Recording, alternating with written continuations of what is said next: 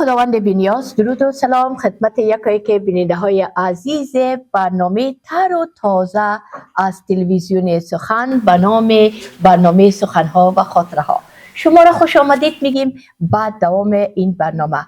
امیدوارم تا پای برنامه با ما باشین. در جمع یک میمان بسیار گرامی، پیش از اینکه بریم به معرفی مهمانی عزیز ما که یک چیزی معرف و شناخته شده است که همه میشناسین، بانو کرخیل عزیزه. پیش از اینکه بریم به سراغ بانو کرخیل عزیز ما، همکارای عزیز ما به شما عرض سلام و ادب دارن، بعدش با ما باشین. واقعا برنامه خیلی جالب و خیلی دیدنی است. به نام خدا، مینه بیسودی هستم و خیلی خوشحالم که در این برنامه در جمع عزیزان قرار دارم. سلام خدمت همه، سامیه اصیل هستم. درود سلام خدمت همه، جواد کاکر هستم. بار سلام، خاطر امیری هستم. خب بیننده های عزیز و نازنین، امشب مهمان عزیز داریم که واقعا خیلی مهربان و گرامی است. بانوشین کیکر خیلی عزیز مادر مهربانی است که وارد دنیای سیاست شد تا صدای مردمش باشد. در مسیرش با مخالفت‌ها، قضاوت‌ها و روزهای سختی روبرو شد، اما هرگز عقب نشینی نکرد. او با صداقت و شجاعت کار کرد.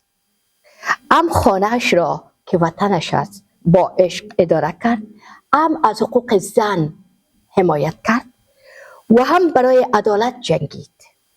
با وجود همه چالش‌ها، ایشان ثابت کردند که یک زن قهرمان میتواند هم مادر باشد و هم قهرمانی که جامعهش را تغییر بدهد.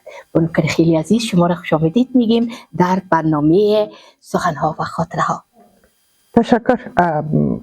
ما هم برای خود سلام تقدیم میکنم با تمام بینندگان برنامه و همچنان همکارانی که دور میز قرار دارند. امیدوار هستم که یک برنامه خوب و جالب برای شما باشد. و سلامت باشین. میبینیم که اولین سوال هست که میکنم که کاکر گرامی آمادگی دارن. ما سوال هم درست نکردیم هنوز. میخواستم در لابلای صحبتاش ما سوال درست کنم. خب و قبل از خانمات شما سوال کنین. میریم به سراغ سامیه جانی عزیز. من میتونم که یک سوال کنم؟ بفرمایید.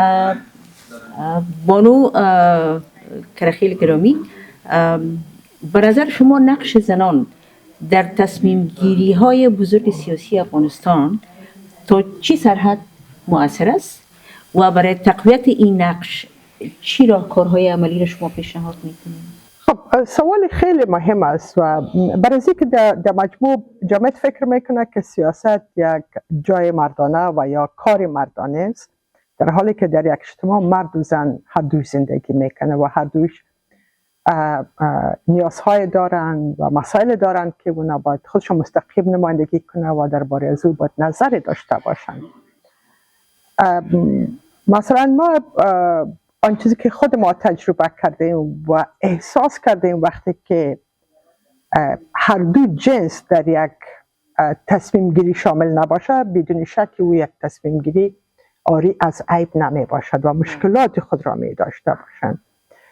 بعضی عضو پارلمان به 3 دوره و ما می دیدم که وقتی که یک ماده از قانون تصویب میشه،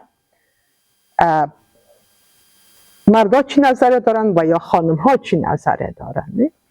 ما ایده ملامت نمیکنم که مردها نمیتونن که از ما نمایندگی کنن، شاید همین مسائل یا مشکل یا نیازمندی که یک زن داره رو درک کردن نتونن.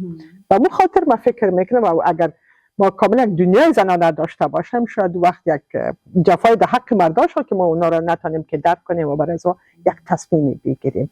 این مسئله خیلی مهم است و اون خاطر ما فکر میکنم که حضور زن در موقف یا مقام تصمیم گیری خیلی مهم است، ورنه تصمیم گیری هایی که میشن او به نفع زن نمی باشن.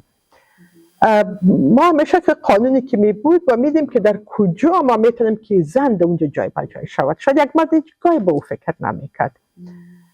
مرا یادم است که وقتی که سر قانون رسانه ها در افغانستان بحث میشد و خود کمیسیون همیشه باز در قانون بود که کمیسیون ها تشکیل میشد در بخش‌های مختلف و کسی که رئیس کمیسیون بود و بسیار اصرار میکرد که کمیسیونی که تعیین میشه باید که نمایندگی از اقوام مختلف بکنن و ما به نمایندگی کمیسیون که اونجا رفته بودم نظر دادم، گفتم که باید به کمیسیون ازش مرد و زن باشه، زن و مرد باشه. نه بر ما مسئله قوم یا تقسیمات قومی مهم نبود و برای من مهم بود که با زنان در کمیسیون حتما حضور داشته باشن.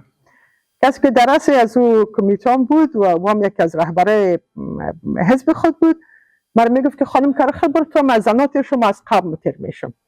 من گفتم نه تو از قوم ترکیب قومی تیر شما، من از حضور زن تیر نمیشم. نه پس و همونطورم شد که با ترکیب کمیسیون های مختلفی که در قانون رسانه های افغانستان بود، زنها در کل کمیته ها آمد. نه بله بله. چون وقتی که اگر من اونجا نمی بودم شاید او دیگه یک چی نبود، حتمی نمیشد، این در قانون چی نمیشد، ضمانت نمیشد. و یا مثلا که همیشه بودجه افغانستان تصویب بشه، ما به می فکر میکنیم که مثلا بر صحت باروری یا ریپروداکتیو هلت چطور بودجه جای به جای شود. شاید اگر ما گاهی هم رو احساس نکنم برای از اینکه از اون مراحل تیر نمیشن. و به خاطر من فکر میکنم که در تصمیم گیری ها خیلی مهم است که زنان باشن و یا زنانی که فرضاً برنامه‌های آموزشی یا ظرفیت سازی می آمد برای مامورین یا کارمندان حکومت، پیشنهاد ما باید یک زنی بود که خب خانمان با در سفرهای یا در برنامه‌های آموزشی یا ظرفیت سازی شامل باشند. یعنی برای اینکه زنان باید برسن، اگر نیاموزن چطور میتونن که برسن؟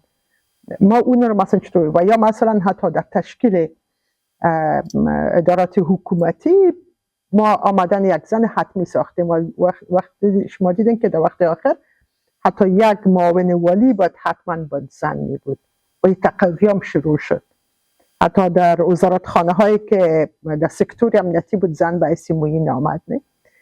پس امی فشارهایی بود که زن آوردن و یا مثلا ما اگر رئیس جمهور کرزی بود، اگر دکتر سبغنی بود، ما تعداد زنها را گفتیم که باید در کابینه بیشتر باشند. در اول همیشه یک وزیر می بود، وزیر وزارت امور زنان. گفتیم چرا یک وزارت مربوط زن باشند؟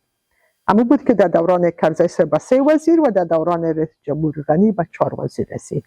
پس وقتی که زن در تصمیم گیری بدون شک که برای مصارف بودجه که چطور عادلانه باشه و زندگی زن هم تغییر کنن و یا زنها چطور در کرسی های که به سطح تصمیم گیری باشه چطور زنها شامل میشه. پس حضور زن در تمام برنامه ها خیلی حتمی است، اگر نباشه جاش خالی است و کسی دیگه رو پر کردن نمیتونه. و زن مکمل مرد است کروفیکسه. کاملا من فکر میکنم که مرد و زن به یک دیگه خود نیاز دارن و وطن به یک دست آباد نمیشه. این برای دو فکر و دو انرژی ضرورت است که با مشترکاً کار کنن. با سپاس از شما خانم کروخیل. به اجازه همکارای عزیز ما یک سوال در ذهنم خطور کرد. زمانی که شما در سیاست بودین، نظر به زندگی شما را که من مطالعه دارم که یک زن بسیار مهربان و قهرمانی هستین، زندگی شما دارای چالش‌های سیاسی زیاد بود. زمانی که شما سفیر افغانستان در کانادا شدین، شما چطور با وقتی که آمدین با احساس آمدین یا با هیجان آمدین؟ یا یک از زندگی خصوصی تانه در بگوین که سیاست تانه بر ما؟ خب ما فکر میکنم که این رو باید قبول کنیم که ما در یک دنیا مردانه زندگی میکنیم. وقتی مثلا وسط افغانستان و افغانستانی که تقریبا 5 دهه است که همیشه با منازعات و با جنگ‌های نیابتی و با فشارهایی که از هر طرف سر مردم افغانستان آمده شد، زیادتر ما متاثر شده باشیم از این تحولاتی که می‌باشد. اعضای خانواده را از دست داده، مسافرت شد، مهاجرت شد، تنگدستی به جای میشه. این تمام تحولات من فکر نمیکنم که انسان های قدر قوی باشه که هیچ نوع تأثیری سر کاراکتر بر خدا یا صورت نگیره. معلومدار تنظیم‌های آمد، گروپ‌های جهادی جور میشه یا احزابی که ما باعث از جنگ به میراث گرفتیم و به احزاب سیاسی تبدیل میشن. یک نوع بخوایم نخوایم دستهای نامرئی وجود داره در افغانستان که همیشه بعضی مشکلات در بین ما خلق کرده و ما آگاهانه یا ناخودآگاهانه کارها را پیش میبریم. یکی از شده مسئله جنسیتی هم خیلی مهم مطرح باشه و یا بعضا مسئله قومی خیلی زیاد. من وقتی که شما میرین در سیاست یک دنیا بسیار آرام نیست، همیشه پرچالش هسته و به هر سطح شاید زنان مشکل خود را داشته باشه و سطح پایینی که در یک اجتماع شما باشین و فکر میکنه که سیاست کار مردان است و به یک زن چه است و یا امو احترامی که میکنه یک مرد رو به اون سطح به زن احترام نمیکنه. حتی ما یاد ماست که پلیس همیشه موتر که یک خانم وکیل دومی بود و بسیار آسانی استاد میکرد تلاشی میکرد و یک مرد را تا راه میداد که با دو تیر شود، چون موترش لکستر بود و موتر زری بود و یک گروپی از مردم از پسر رو را بستا حفاظت میکرد او رو دیگه کس استاد نمیکرد. اما موتر ما بارها تلاشی میشد برای از اینکه یا خود میبوده و یا یک نفر گارد میبوده.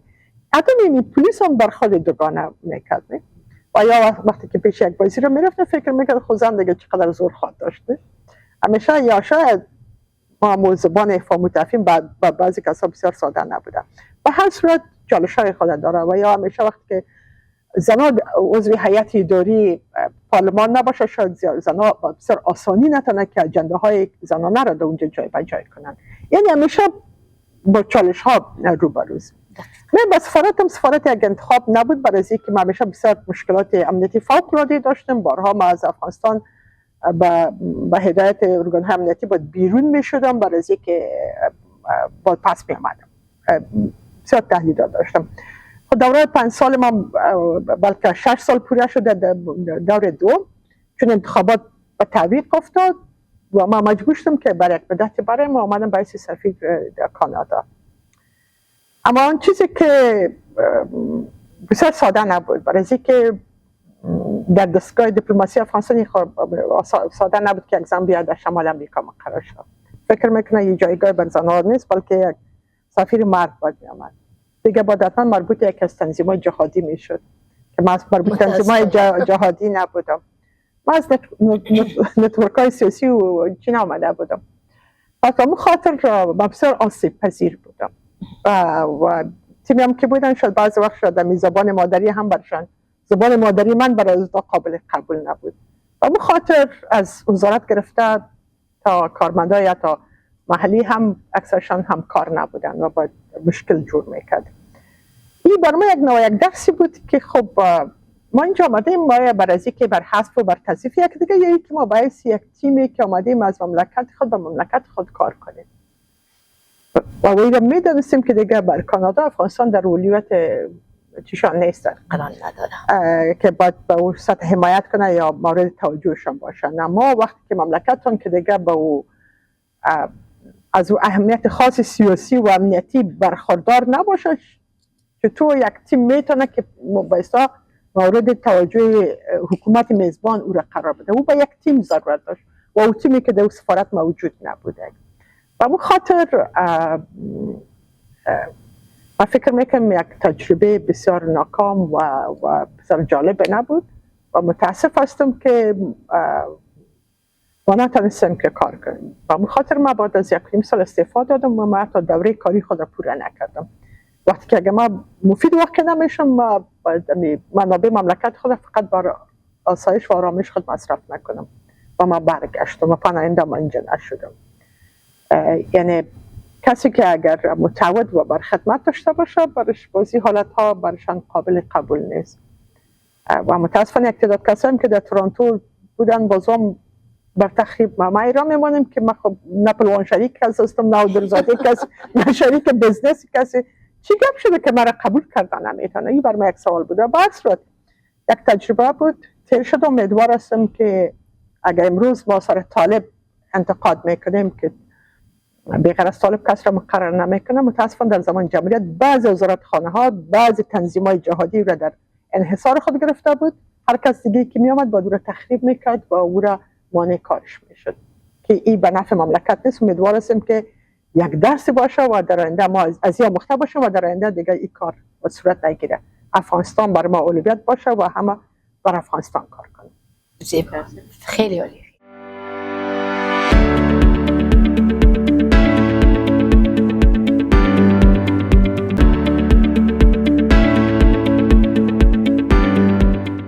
با اجازه همکارای عزیز بانو کریخین چی باعث شد در زندگی شخصی شما که وارد مسیر سیاست شوین و چطور این مسیر پر چالش شما انتخاب کردین؟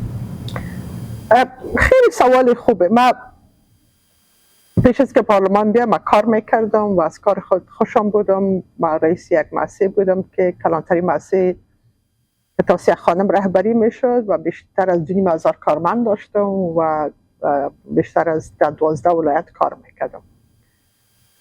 چون خودم زن هستم و بر زن کار میکردم و بر اطفال کار میکردم، از زنان آسیب پذیری که از در مابین زندان بود تا زنانی که در قریه بود، زنانی که با در سیاست بیاید، زنانی که صاحب خود ظرفیت سازی شوه یا به بساط خودکفایی، برنامه‌های مختلف داشتم و من او خیلی خوش بودم. چرا به سیاست آمدم؟ چون من با ولایت مختلف رفتم، زندگی زنان مهاجر را دیدم، پس بر افغانستان برگشتم. امی خود زندگی بسیار مسئله بر آدم می آموزد و شما میرین در یک دنیایی که پر از چالش، پر از تبعیض و شما را باعث یک جنس دوم همیشه فکر میکنه و هزار مشکل است که زن افغان به او دست به گریبان است و جنگ و بی‌ثباتی و بی‌جا شدن داخلی، کل از این مسائل با مشکلات زنان زیادتر چی شدن. متاسفانه در یک جامعه جنگ زده همیشه می فرهنگ منفی بسیار باشه، چی میشه فرهنگ منفی و خشونت بسیار قوی تر میشه نسبت به فرهنگ مثبتی که در یک جامعه می باشد. و من خاطر تصمیم گرفتم که خب حالی که انتخابات پارلمانی است و قوانین افغانستان که بخش اصلی کار است، و چطور بتونم که بر زن افغان از طریق قوانین یا اصلاح قوانین ما می حق و حقوقش اونجا ضمانت کنیم، نه توسط قانون باید ضمانت شونه.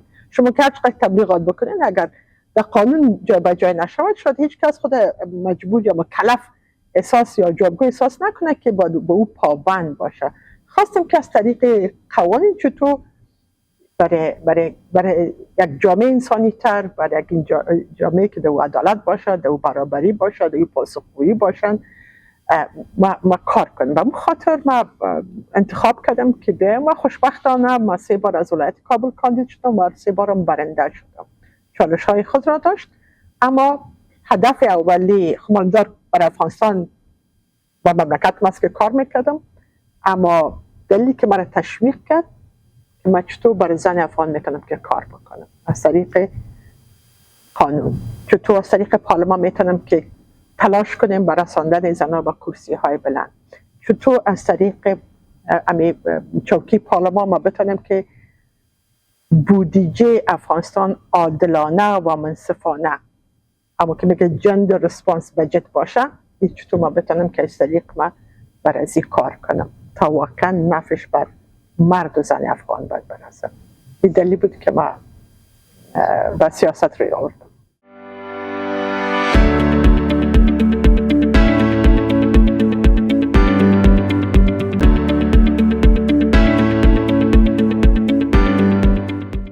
خانم کریخلی عزیز، شما چون قبل از اینکه در سیاست رو بیارین کارهای شخصی خودم داشتین و بالای 2000 کارمند گفتین داشتین و چطور میتونستین تعادل بین زندگی شخصی و خانوادگیتان و همچنان چون سیاست رفتین مسئولیتتان بیشتر شد، چطور میتونست تعادل رو برقرار کنید؟ خب وقتی که شما چالش های بزرگ در زندگی خود میپذیرین قبول میکنید و هزینه هم دارن، از وقت شما هزینه رو خواسته یا نخواسته میپردازین. معلوم داد آسان نمی باشه، اما ما باورمند هستم که هر زن افغان، من نه بلکه هر زن افغان، ولو که یک مامور یا کارمند بسیار عادی یا پایین رتبه در افغانستان هم باشه، اونم قدر چالش های داره که یک زن به سطح سیاست یا کرسی های بلند که داره.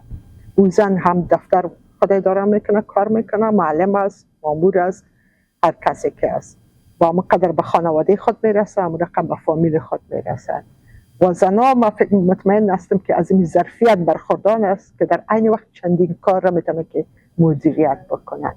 آسان نیست، گفتم هزینه چی، روحی باشه، روانی باشه، جسمی باشه، بسته اجتماعی باشه، شما قیمت از را میپردازین، اما این ظرفیت و توانمندی وجود داره که زنها میتونه که مدیریت چند کار را در عین وقت بکنن. اما ساده نیست، آدم خسته میشه، آدم مانده میشه، بعض وقت شما موفق میشین، بعض وقت شما موفق نیستین، اما به هر صورت در پیش ما هر زن قهرمان است و زن در این وقت چندین کار اجرا میکنند. مرد صبح تا دیگر میره خانه و در کابل زیاد در افغانستان زیادتر هم نیست که دیگر آمد دیگه او دیگه فکر میکنه دیگه مسئولیت نداره. اما زنش هم دیگ میپزه، هم ظرف هم میشوره، هم با اولاده خود نگاهداری میکنه، هم خسرانداری خود میکنه و اولین کسی است که از خواب بیدار میشه و آخرین کسی است که میخوابه. پس کل چیزا رو مدیریت میکنه. شاید بعضی وقت بسیار موفق باشه، بعضی وقت نه. ما شاید ما بسیار موفق بودیم یا نبودیم، اما ما تونستیم کل شده این وقت بهش رسیدگی کنم. شاید بسیار موفق نبودیم اما تنظیمش کردیم. خیلی صاحب از موفقیت گفتیم و ما میفهمم که الحمدلله کم خیلی زیاد موفق هستیم. ما یک اصطلاح داریم دادری میگه پشتر مرد موفق یک زن موفق است. آیا پشت از زن موفق خدا مرد موفق بوده؟ ما نمیگم که پشت یک مرد موفق زن موفق بوده، پشت زن موفق یک مرد. ما فکر میکنم که با هر زن موفق یک مرد موفق در پهلویش بوده. ما باز میگم در پیش روش است. نخیر نه. نه ما میشه میگم ما فکر میکنم در پهلویش بودن.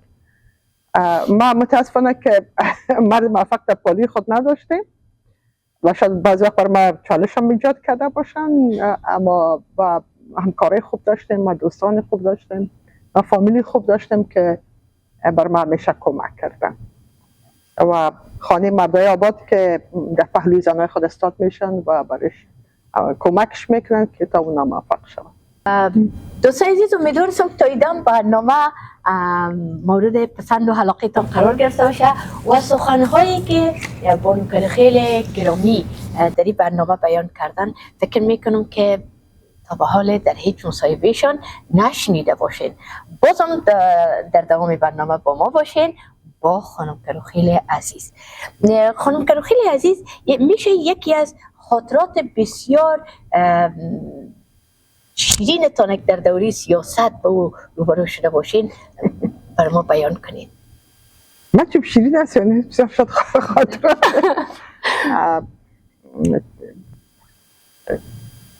عروض کار پر خاطره بود. چرا پر خاطره بود؟ برای از که پارلمان افغانستان پارلمان حزبی نبود و شاید وقتی که شما باعث یک عضو حزب شامل پارلمان باشه کارها ساده تر است و شما تنها نمی باشین، برای اینکه یک تیم امورتان می باشن، برنامه خیلی مشخص است و حمایت و همکاری از شما میتونید که برنامه های خود موفقانه به سر برسانید. اما در پارلمان افغانستان ما 249 نفر بودیم و دوره آخر 250 نفر شدیم و با 250 فکر بودیم. پس هر دفعه که شما یک کار پلان میکنید که پیش برین، شما با چالش عجیب و غریب روبرو میشدین. برای اینکه شاید کمتر کسایی بودن که شما را کمک میکنن و زیادتر کسایی بودن که مانع از این میشد که با شما این برنامه را به کرسی بشانین و یا به جایش برسانین. با مخاطر همیشه مقاومت صورت میگیره و حکومت هم بسیار همکار نبود، برای اینکه اونا میدن که شما شاید ببخشن که جنگ سالار نیستین یا مثلا به یک گروه بسیار مسئله قوی عضویتشان ندارن، شاید بعض وقت ترسشان کمتر بودن و تا حد الزامی کوشش میکردن. اما با تمام چالش ها ما خوش هستم که اندازه تانستیم که کار بکنیم. موفقیت مثلا خب دفعه اول یک خانم وزیر آمد و کامیاب شد و بار دوم که وزیر معرفی میشد کابینه، ما چند وزیر رای ندادیم، دست یکی کردیم، ناکام شدن. پیش رئیس جمهور کرزی رفتیم، گفتم رئیس بینی لست خانماست و این وزارت خانه‌ای که برنده نشده دیگه باز شما زن معرفی کنین. کرزی صاحب خانه گفت ما فهمیدیم که آقایان چون رای نگرد به خاطر از این شما میخوان زنها رو معرفی کنن. خب به هر صورت ما 7 نفر خانم را بر هر روز دو نفر معرفی کرده بودیم، لیست کرده بودیم که یک شب باز انتخاب کنیم. باز جمله 7 نفر 3 نفر خانم وزیر معرفی شد، یکی رئیس وزیر امور زنان بود 3 نفر، یعنی ما تونستیم که 4 نفر رئیس وزیر بیاریم. بسیار جالب بود.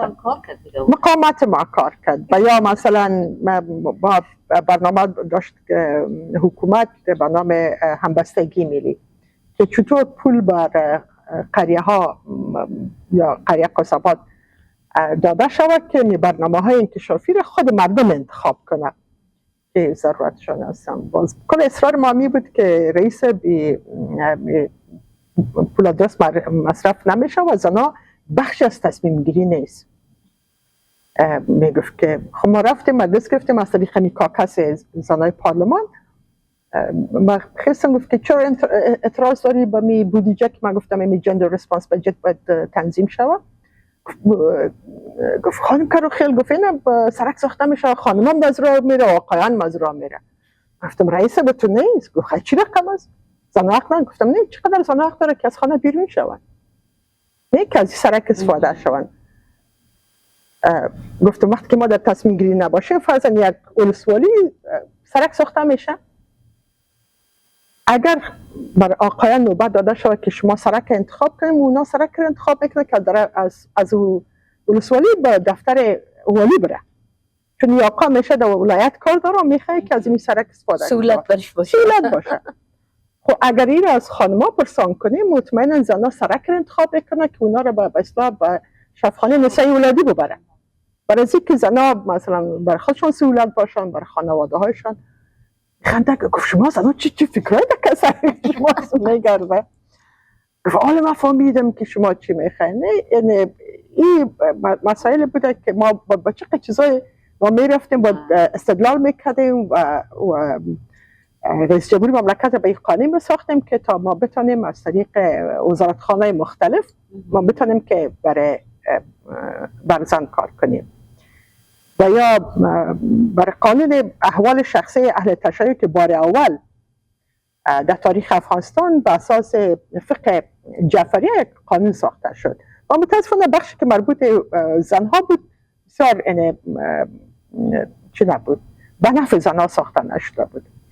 خب بسیار بعد از یک سال تلاش ما چند موارد تانستیم که تغییر داریم. باقی یک معامله صورت گرفت بین تمام رهبرای جهادی که در مابین پارلمان بود و این قانون سربسته هم تو تصویب شد رفت و دفتر رئیس جمهور برای توشیح. ما رفتیم پیش رئیس که رئیس با میره با شما توشیح نکنید، این موارد است که به نفع زنان نیست و این باید نشود، این باید دوباره پس با پارلمان بیاید که تا تغییرات صورت بگیره.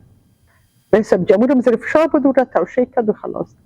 من یک مصاحبه کردم امرای گاردین و این در وقت این مصاحبه نشر شد که رئیس جمهور در میز فندریزینگ ششته در هالند و وزرای خارجه و بعض نمایده های خاص اونجا ششته و کل رئیس جمهور انتقاد کردن که این قانون را که خودت این امضا کردی به نفع زن افغان نیست. خیلی وقت بسیار اساس بوده. باز باز رئیس جمهور اونجا وعده کرده بود که من بس پیش من اشتباهی کاشتم و من مطمئن این دوباره ریویوش میکنم، دوباره یک بازدید میکنیم. اما کنزاس واقعا هم تو استادگی هم کرد. پس که آمد بر وزیر عدلیه گفته بود که خانم کروخیل تلفن کنین تمام تعدیلات رو که پیشنهاد کرده و رو از پیشش بگیرین، تعدیلات بیارن که بازی میره مطبوعات استفاده میکنه.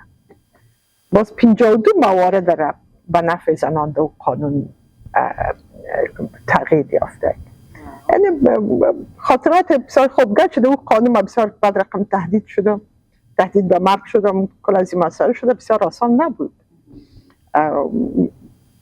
یعنی بسیار خاطرات جالب بود. و یک بار که مثلا متاسفانه یکی از وکلا بچه‌شان یک مسئله تجاوز را مرتکب شده بود، خودش رفقایش که ما باعث یک وکیل امو بچه رو چطور به محکمه رساندیم و مجازات شد و چقدر ما باز با مشکل روبرو شدم. نه هر لحظه ما بسیار خاطرات دارم، شاید خاطرات شیرین نباشن، تلخ باشن، دردناک باشن، اما خوشحال بایستیم که ما برامون که میگه بر عدالت، همون که بر برابری و بر کرامت انسانی کار کردیم. شاید ما فکر میکنم اونمو تعریف هویت ما در دوران سیاست و چیزی که برش کار میکردم خوشبختانه ما به اون چیزا باور داشتم. بر من مطرح نبود که من از اهل تشیع نبودم و نه او قانون سر من تاثیر شخصی داشته یا سر ما و سر فامیل، اما ما بر زن افغان کار میکردم.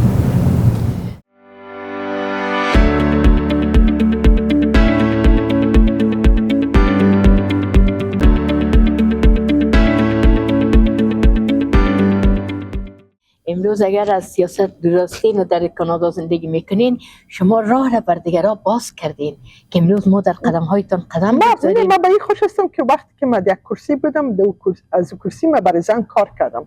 من امروز مدافع حقوق زن نشدم، من امو وقت مدافع بودم. ما شاید بسیاری امروز یک تجارت باشه یا یک شناخت جدید باشه، اما بر ما متعود بود و باورم بود و وقتی که من میتونستم کار کنم برش کار کردم. یک زن وقتی خود مدافع گفته میتونه فداکاری کرده باشه و اینا میتونه چالش ها را قبول کنه، اما او زنی که مثلا هیچ کاری نکرده و مدافع حقوق زن یعنی خطاب میشه، این باز جفاست در حق کسایی که واقعا کار کردن. خیلی صاحب زیب بختان لارم در تحول چراغ افغانستان که او منوقت ستول که مهاجر سو در قدری کالم مخی زن خپل ځان تاسو سره سبا ما کنه زه خو ډیر وخت راغلی او تاسو ډیر افغانستان کې ډیر کارونه مو کړی، خصوصا د ښځو لپاره، او دلته چې اوس کانادا کې یاستئ ستاسو دغه کارونه توقف کېدی که تاسو اوس هم فعالیت لرئ کارونه کوئ خصوصا ښځو لپاره او د افغانانو ښځو لپاره؟ زه فکر کوم چې تاسو د تحول د تغییر د واقعي لپاره کار کړی هغه بین نه ځي. خوشبختانه مغه د شل کال د جمهوریت کارونو په مجموع کې هغه ښځو نور ښځو یا هغه نور نارینه وو داسې نه چې صرف یو شی غواړم چې ووایم چې زما شاید په پارلمان کې یو اندازه ښځې راسره ولاړ یو تعداد نارینه راسره ولاړ چې ما ځینې برنامه عملي کړی شولې، یعنی تنها زنان نبود که مرا در برنامه کمک کرد. ممنون از او همکاران مردم هستم که مثل ما فکر میکردن و ما موفق شدیم. کوم کارونه چې په د جمهوریت په وخت کې وشول ما او نورو کسانو وکړ، ما هغه ده چې نن ورځې ښځې ته دومره جرأت پیدا کړ چې لاړه سړک ته او د هغه ټول ظلم زیاتی یا تبعیض چې طالبان چې د ښځو سره کوي ونه ډاره شولې او په سړک کې خپل اواز پورته کړ یا که نن د باندې وتلې کار کوي. زه فکر کوم چې هغه لکه تاسو یو شی په اصطلاح یو نیالګی ږدي اوس هغه غټ شوی شاخ پنجې ویستلي هغه کړی میوې لري. دا اوس په ټوله دنیا کې دا حرکت دا آگاهی شته ده، د عکس العمل ښیي، د مبارزه روانه ده. نو زه فکر کوم چې دغه پایله ده چې موږ نن ګورو. زه اوس هم هغوی سره همغږی یم، زه خپل مسؤلیت اوس هم لرم، تر څومره چې زه وکړی شم باید زه په دې باره کې خپل غږ پورته کړم، خپل نظر ورکړم چېرته چې زما وس رسېږي. دا زموږ مسؤلیت دی. ډېره مننه، ډېر تشکر. خب بیننده های عزیز، امیدوارم که تا ایدم از شنیدن صحبت های بانوی قهرمان ما بانو کرخیل عزیز لذت برده باشین و افتخار میکنیم به همچون خانم هایی که با چالش های بسیار زیاد روبرو بودن اما با آن هم با مقاومت با افتخار کار کردن و هیچ وقت احساس خستگی نکردن که امروز ما به وجودشان افتخار میکنیم و برایشان افتخار میکنیم. خب ببینیم که ما در آخرین لحظات برنامه قرار داریم. عزیزان شما کدام سوال و گفتنی دیگه از جناب محترم کرخیل صاحب دارید؟ فکر میکنم که خاطر جان یک سوال داره. من میخواستم سوال کنم مگر خودت سوال کن باز بارشو بود برنامه رو خرست. البته من سوال من مربوط به خودم میشه، چون به حیث یک دختر خانم جوان اگر روز بخوایم در سیاست وارد شوم مشوره شما به من چی است؟ مشوره برنامه سیاسی هست. خیلی خوب، پیش از که برم برای اینکه بیشتر نمیدونم جا گفت که خاطره جالب میشه که خاطره جالب که بسیار چی نباشه او را قصه کنم. یک 5 نفر خانم وکیل بودیم، میخواستیم که رئیس جمهور کرزی ببینیم و خب رفتیم از تمامی پروتکل‌های امنیتی تیر شدیم. در آخرین دروازه که باید میرفتیم و آقایی که در اونجا به اصطلاح مسئولیت از داشت که به اصطلاح ما را پذیرایی بکنه و خبر بده در بخش تشریفات که خانم‌ها تشریف آوردن که با داخل سالن میشدیم که رئیس جمهور مملکت را میدیدیم. آقام بسیار خوب لباس پوشیده بود و دستکش داشت و عینک داشت، بسیار فیشنش خیلی برابر بود. همون مخابره خود گرفت گفت که با کسی که سر صدا کرد گفت 25 نفر سیاست آمدن. ما رو باعث یک به این نامیاد که سیاست آمدن و ما خیلی شاید ما یک آدم بی‌حوصله باشم که یکی از نقصای ماست که زود عصبانی میشم. گفتم از برای خدا وقتی که با کلامش وکیل تیر شده باشه چون مرد بوده اول میگه نواسی وکیل فلانی، اول ما که 25 نفر خانم زنده و به حال وکیل هستیم ما سیاست شدیم. پیش رئیس جمهور کرزایم که رسیدیم گفت که چطور بود؟ گفتم رئیس ما رو باعث سیاست معرفی کرده، هنوز بخش تشریفات قبول کردن نمیتونن که ما میتونیم که ما رو میگفت که 25 نفر خانم وکیل تشریف آوردن و ما واقعا احساس توهین و حقارت کردیم. اما کرزای بسیاری مسائل باز مراعات میکرد. مسئول چی خود خواستم و بخش امنیتی رو گفت که باید بر کارمندان بفهمونی و معذرت هم بخواید که دیگه خانم ها رو به نام سیاست در چک پوینت های امنیتی را سیاست دیگه صدا نکنن. این به خاطر از این نبود، به خاطر از این بود که با شما اگر بساط دفتر رئیس جمهور رو میرسین باید از حق خود دفاع کنید. کسی حق نداره شما را عاجزه و نمیفهم سیاست یا کدام چیز دیگه خطاب کنن. اونا باید قبول بکنن که اگر یک مرد وکیل است یک زن وکیل است. یک خاطری بود، امیدوار هستم که برای شنونده های جالب بوده باشه و یا شاید برایشان جالب نبوده. به هر صورت میم سر پیام بر جوانا که برای جوانایی که بچه‌ها و دختران است که شما در هر مملکتی که زندگی میکنین از سیاست نگریزین. اگر میخواین که واقعا در مملکتی که هستین زندگی کنین برای یک تحول و تغییر و اگر میخواین که عظیمی تاریخ و مملکت پدر و مادرتون که افغانستان اگر میخواین که مستر خدمت شوین در سیاست داخل شوین، اول برین در امو پارتی‌های سیاسی شما کار کنین، کارهای رضاکارانه کنین، در کمپاین ها شریک باشین و شما براتون منتور در بخش سیاست بگیرین، از نو یاد بگیرین و بستام ظرفیت های آموزشیتون بسر بلند ببرین و شما باید برین در سیاست. اگر میخواین که بسیار به طرف تغییر برین، اگر میخواین به طرف اصلاح برین، اگر میخواین که سیاست رنگ انسانی تر به خود پیدا کنه برین و با سیاست روی بیارین. این خود به خود اصلاح نمیشه و انسان هایی که باورهای مختلف داشته باشن و یکی میشه از دلایلی که گفتیم چرا سیاست رفتین خواستیم که سیاست یک چیز انسانی پیدا کنه، چون نمیشه به نام بازی کثیف یاد میشه یا بازی چتل یاد میشه یا فکر میکنه که در سیاست همه دروغ است. نه، بعضی کسایی هستن که میخوان که واقعا چیز سیاست تغییر کنه و ما این تجربه شده بر ما در مملکت هایی که می رفتیم اگر یک نفر از خانم های آقایان از ممالک همسایه مثلا پاکستان همیشه تغییر میداد بر کل پارلمان از مملکت علیه ما، علیه افغانستان. پس این تاثیر دارن و اگر شما در پارلمان کانادا باشه مطمئنن که شما بر افغانستان کار خواهد کرد.